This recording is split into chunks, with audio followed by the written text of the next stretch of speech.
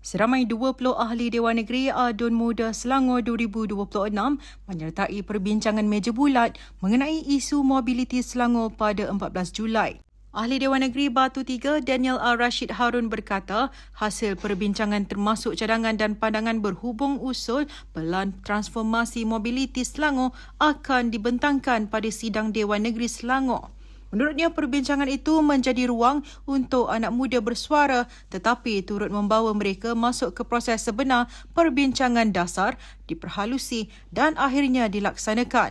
Beliau turut menzahirkan rasa kagum terhadap komitmen Adun Muda berkenaan yang memilih melibatkan diri dalam proses membina dasar dan polisi negeri.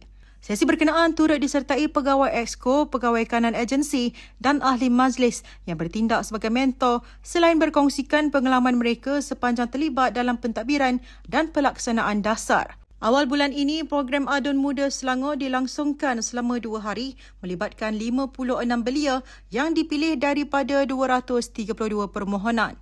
Program yang diperkenalkan sejak 2014 itu bertujuan memberi pendedahan kepada belia berusia antara 18 hingga 35 tahun mengenai proses demokrasi, penggubalan dasar serta perjalanan sidang DNS.